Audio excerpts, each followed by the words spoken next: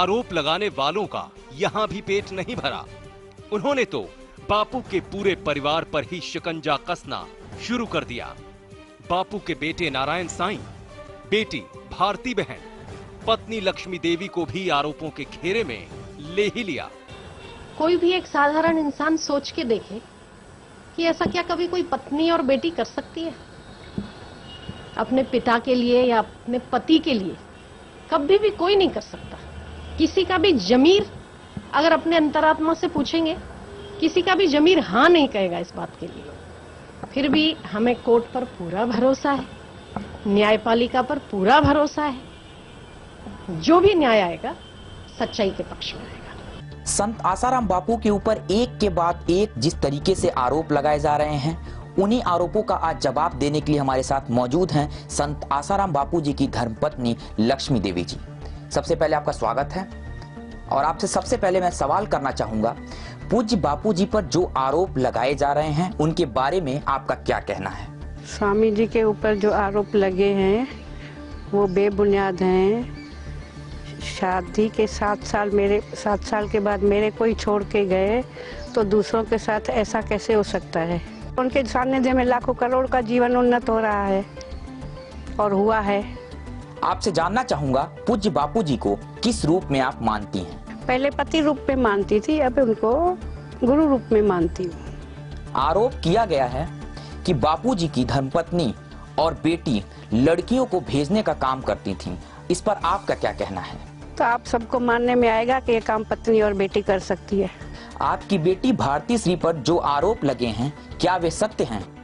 वो सब झूठे ही आरोप हैं। उसके मेरे को उसके आचरण पे और संयम पे, संयमी है उसके संग से बहुत ही लड़कियां संयमी हो जाती है और मेरे को पूरा विश्वास है वो ऐसा कुछ नहीं है उसमें।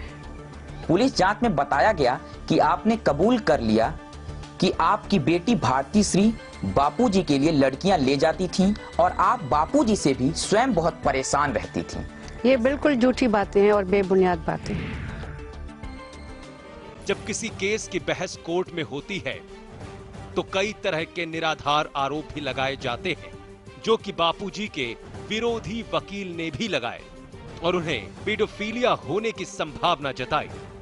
परंतु मीडिया ने बापूजी को बदनाम करने के उद्देश्य से ये खबर फैलाई कि सरकारी वकील ने अदालत में मेडिकल रिपोर्ट पेश की जिसके मुताबिक वो पेडोफिलिया बीमारी से ग्रसित हैं। आइए दिखाते हैं आपको वास्तविकता क्या है। एक ऐसी बीमारी का मैंने कोर्ट को बताया था जिसमें ओल्ड एज में आदमी इन बच्चियों की तरफ अट्रैक्ट होता है। उस बीमारी का जहां मेडिकल साइंस में जिक्र है उसके बारे में मैंने बताया था, लेकिन कोर्ट ने देखकर उसको नकार दिया था कि हम इसको कंसिडर नहीं करेंगे। सद्गुरुदेव भगवान की बोले, सद्गुरुदेव भगवान की। मंच पर उपस्थित देश के कोने कोने से पधारे पूज्य संत चरण, उपस्थित सम्मानित विद्वज्जन, हमारे सामने बैठे खड़े हमारे बड़े बुजुर्गों, हमारे साधक भाइयों बहनों, बंधुओं, इतने बड़े बड़े संतों के और इतने अच्छे विचार के बाद हमारे जैसे साधारण व्यक्ति को नहीं बुलाना चाहिए था, लेकिन अगर बुलाया है तो ये स्वामी घनश्यामानंद जी की असीम कृपा है। मैं केवल इतना कहना चाहता हूं कि चैनलों के माध्यम से जो दुष्प्रचार हो रहे हैं तो इसका काट भी हो रहा है और ये इतना प्रचार कर दिए हैं कि इनकी शिक्षा लेकर हो रही है समाज में। ये बताने की आवश्यकता नहीं है।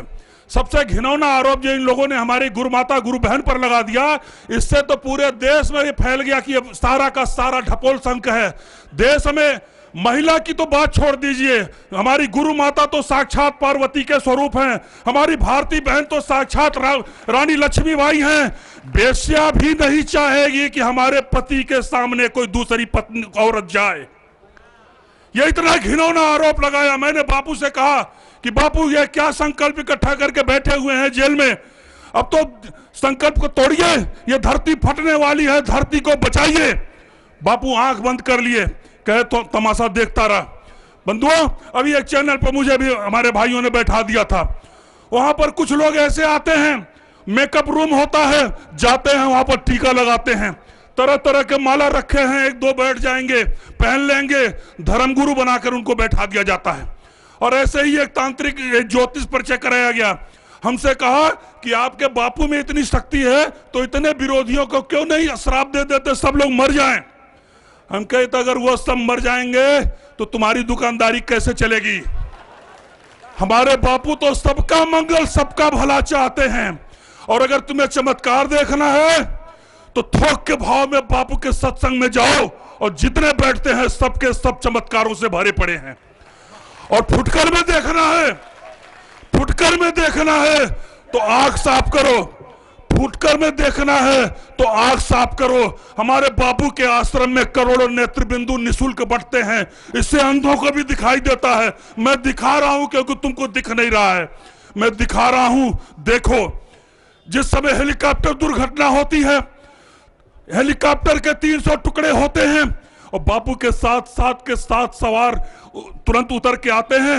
यही तुम्हारी मीडिया, देश की मीडिया कहती है कि 10 सेकंड के अंदर एक दुर्घटना और एक चमत्कार। आपको ये चमत्कार नहीं दिखता? आपको वो नहीं दिखता कि जिस समय एक टैंकर पानी बापू ने अपने भक्तों के ऊपर रंग छाट दिया, आपके लोगों के ऊपर लगा कि पूरे मीडिया को लगा कि बहुत बड़ा अकाल पड़ जाएगा, देश का बहुत बड़ा बंटाधार कर दिया बापू ने, एक टैंकर पानी खराब कर दिया। आपको नहीं दिखता कि ये भारतवर्ष में पहली बार 14 साल का रिकॉर्ड टूटा है। भारतवर्ष में सब जगह पूरे देश में बराबर वर्षा हुई है। आपको मैं बताना चाहता हूं, मैं कुश्ती जगत से हूं, मुझे नहीं मालूम था कि हमारे बापू की, हमारे गुरुदेव की इच्छा क्यों कुंभ में कुश्ती देखने की हो गई। आप सभी जानते होंगे कि बापू ने कुश्ती देखा था कुंभ में, अगर देखा था तो हाथ उठाइए। 1 मिनट में मैं ये उदाहरण के लिए बता रहा हूं क्योंकि ये दुनिया जाने इन बातों को, मैं नहीं समझ पाया, हमारी छोटी बुद्धि थी। लेकिन संत बहुत दूर देखते हैं, बहुत दूर, जैसे 4 तल्ले मंजिल पर खड़ा व्यक्ति बहुत दूर तक देखता है, उस प्रकार संत देश का किस प्रकार भला चाहते हैं। भारतवर्ष कुश्ती पर ओलंपिक में प्रतिबंध लगा था, ओलंपिक में प्रतिबंध लगा था। भारतवर्ष जब इस समय बापू ने कुश्ती करा करके और कुश्ती का आनंद लिया वहां पर कुंभ में, पहली बार ऐसा हुआ है भारतवर्ष कि कुंभ ओलंपिक में कुश्ती को सबसे अधिक वोटों से मान्यता मिली। ये सभी पढ़े लिखे लोग जानते होंगे अखबारों में। और इतना ही नहीं, भारतवर्ष में पहली बार हमेशा एक आध मेडल मिलता था विश्व चैंपियनशिप में कभी कभी, लेकिन पहली बार बापू के कुश्ती देखने के बाद विश्व चैंपियनशिप में 3 मेडल भारतवर्ष को मिले हैं। यह है संतों का चमत्कार। और इसके बाद भी न दिखे तो हमारे बापू के सत्संगों में आओ, थोक के भाव से किसी साधक के पास बैठो, उसके चमत्कारों का अनुभव लो। बंधुओं, ये बहुत बड़ी साजिश रची गई है। हमारे पूज्य नारायण साईं के खिलाफ भगोड़ा घोषित करके जो 5 लाख रुपए का इनाम घोषित किया गया है, पोस्टर चस्पा करा करके प्रचारित किया जा रहा है, ये हमारे पूज्य नारायण साईं की हत्या की साजिश रची जा रही है। कहीं किसी चौराहे पर यदि उनकी हत्या हो जाएगी तो उनके पर कोई केस नहीं लगेगा। यह होगा कि ये भारत का भगोड़ा व्यक्ति था, ये गुजरात सरकार का। आप सभी के चरणों में प्रणाम करते हुए, और हमारे अवधेश भाई ने बहुत अच्छा हो दिया है, हमारे संतों का जो भी मार्गदर्शन मिल रहा है ये अमूल्य है। इस अमृत को पचाइए और इनके कहने के अनुसार हम चलेंगे। बापू हमारे सत्य हैं, बापू को कोई रोक नहीं सकता। बापू जब चाहेंगे तब चले आएंगे, कहने की आवश्यकता नहीं है। लीला देखते जाइए। भगवान राम को भी नाग फांस में बंधना पड़ा था, उनको भी रावण उठा के ले गया था और उसके बाद से उनको भी वो करना पड़ा। और ये लीला होती है ईश्वर की। भगवान कृष्ण के ऊपर भी सत्यभामा के पिता ने मणि के चुराने का आरोप लगा दिया था, लेकिन सबका सब होगा जिस दिन फिर से सूरज का उदय होगा। हमारे बापू हमारे बीच में आएंगे। अगर 5 करोड़ साधक है तो उस दिन 10 करोड़ लोग उनका इंतजार करेंगे। हरि हरि ओम। बहुत सुंदर, बहुत बलशाली पहलवान श्री राकेश सिंह जी। पहलवान का एक गुण होता है, लड़ता नहीं जल्दी, मारता नहीं किसी को जल्दी, बहुत गंभीर होता है, सहनशील होता है, लेकिन जब मारता है तो छोड़ता नहीं। तो बापूजी के भक्त पहलवान हैं, पहले लड़ते नहीं हैं, शांति का मार्ग अपनाते हैं, लेकिन जिस समय लड़ेंगे तो छोड़ेंगे नहीं। ऐसा मैं संदेश पहलवान जी का ग्रहण कर रहा हूं। अब हमारे बीच में परम माननीय डॉक्टर नीलम दुबे जी से मैं प्रार्थना करता हूं, वो 4-5 मिनट में अपना संदेश देंगी। आश्रम की वो आधिकारिक प्रवक्ता हैं और टेलीविजन पर आपने उन्हें देखा होगा, सबसे संघर्ष करती हैं, सबका जवाब देती हैं, बहुत जिम्मेदारी के साथ। बहुत बड़ी सेवा है नीलम दुबे जी की, जोरदार तालियों से उनका अभिनंदन करेंगे।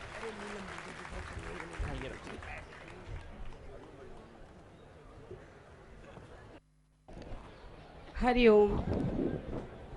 यहाँ मौजूद सभी संगतजन, मेरे गुरु भाई, गुरु माता, गुरु बहनें और मंच पे विराजमान महासंगतों को, महासंतों को मेरा शत शत प्रणाम।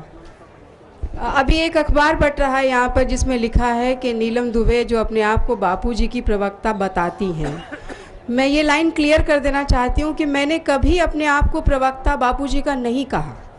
जब भी मैंने कहा है अपने आप को बापूजी का साधक ही कहा है।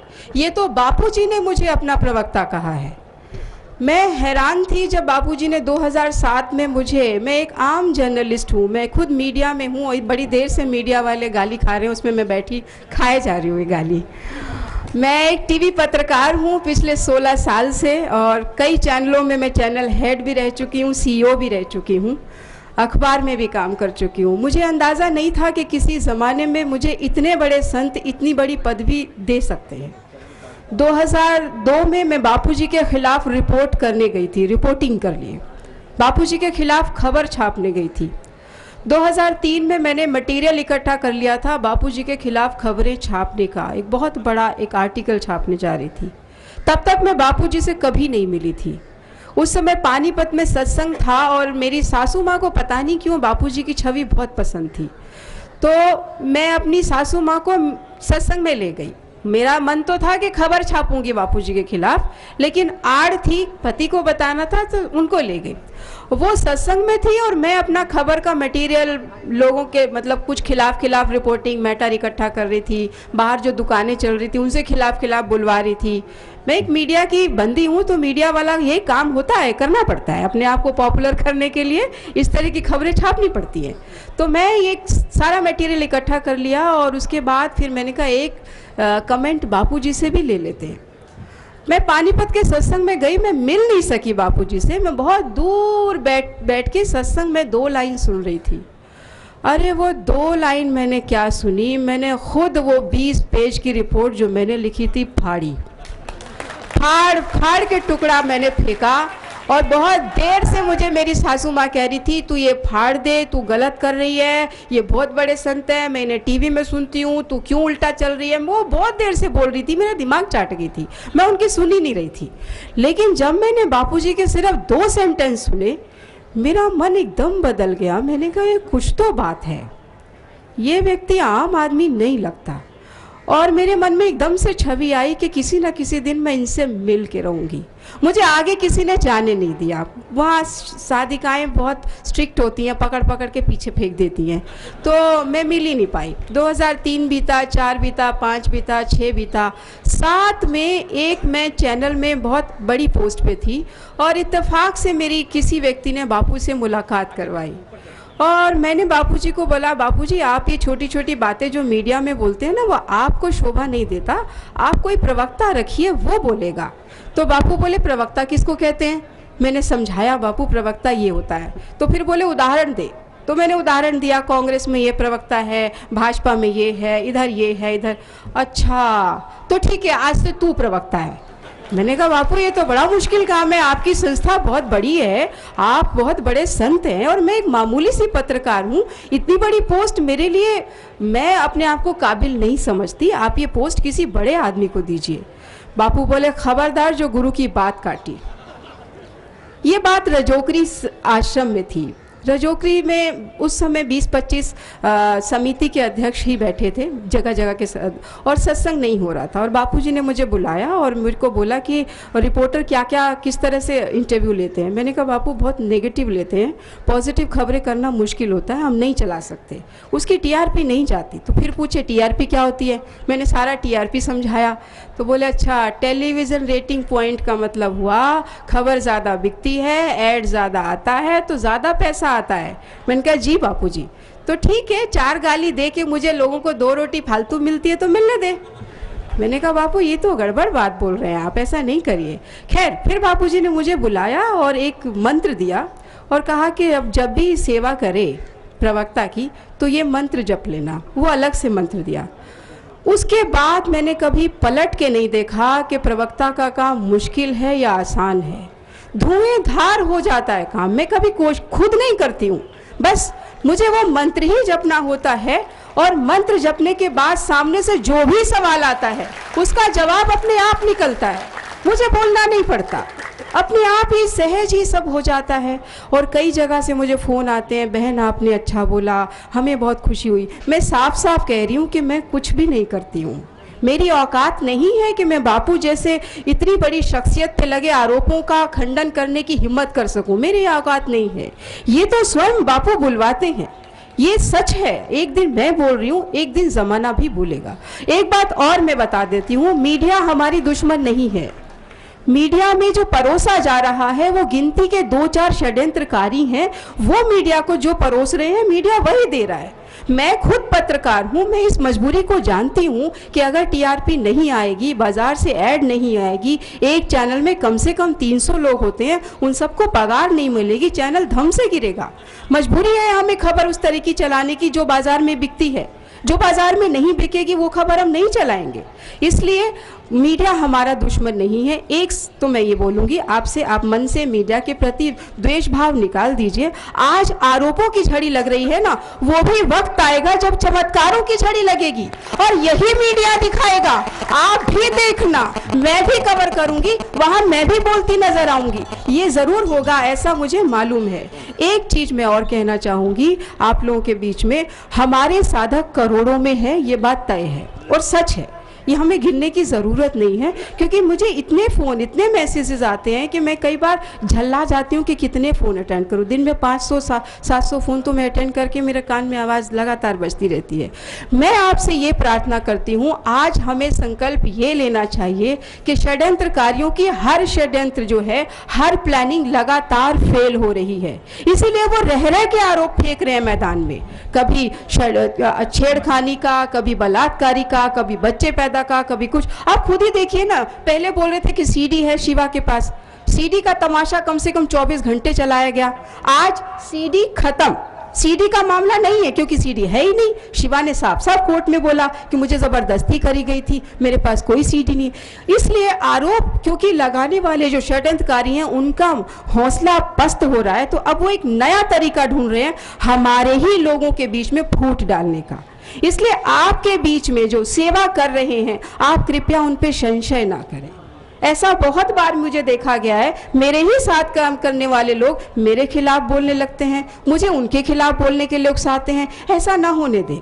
अगर कोई करता है तो आप ये तय करिए कि ये क्यों कर रहा है, इसकी क्या मजबूरी है, क्या ये षड्यंत्रकारी का कोई नया प्लान तो नहीं है। ऐसा होने लगा है। अब बहुत ज़्यादा हम लोगों का पॉपुलैरिटी बढ़ गई है साइबर में, बहुत नेट के ज़रिए ये जो सॉफ्ट तरीका है मीडिया का, ये बहुत जगह पॉपुलर हो गया और एकदम से संदेश चला जाता है। तो अगर कोई आड़ा तिरछा सत्संग भी कोई संदेश भेज देता है तो उस पर रिएक्ट ना करें, उस पर मनन करें, चिंतन करें। और बापू आपके भीतर हैं, बापू आपको मार्गदर्शन देंगे। आप एक बार पूछ के तो देखिए, रिएक्ट बाद में करिएगा। ओके, मैं आप सब से विदा लेती हूँ और मुझे कभी धन्यवाद नहीं करिएगा। ये सेवा है, आप लोग जो सेवा करते हैं वो बहुत अच्छी है। ये मेरी सेवा है, मैं कर रही हूँ। जब तक बापू ने लिखा है तब तक मैं करूँगी। एक लाइन में परमिशन मांगती हूँ। और जब ये आरोप लगा था जोधपुर वाला, उस समय बापूजी ने मुझे फ़ोन किया था और फ़ोन पे बोला कि बेटा मेरा 1% भी इसमें कसूर नहीं है,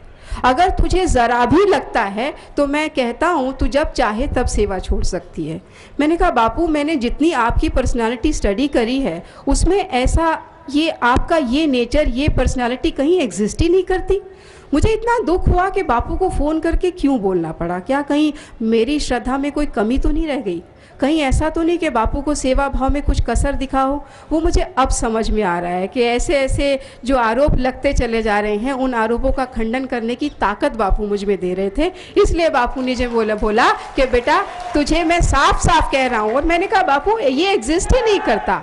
तो बापू ने मुझसे मतलब पूछा, जो मैंने कहा, क्योंकि अंग्रेजी में आधा बोल दिया था, तो मैंने मतलब समझाया, बापू जी मैं आपको कहीं से भी इस तरह से नहीं मान सकती, लेकिन मुझे तकलीफ ये हुई कि आपको क्यों कहना पड़ा। खैर मेरे गुरु और मेरे बापू के बीच में कोई आ नहीं सकता, ये मुझे भी मालूम है, और आपके गुरु और आपके बीच में भी कोई नहीं आ सकता, ये दुनिया जानती है। कोशिश आज से नहीं, उस समय से हो रही है, 2005 से हो रही है, और नाकामयाब होते जा रहे हैं, अभी भी नाकामयाब होंगे। मैंने कहा ना, मीडिया आरोपों की स्टोरी दिखा रही है ना, आने वाले समय में चमत्कारों की भी दिखाएगी, वो वक्त भी आएगा। हरिओम मां।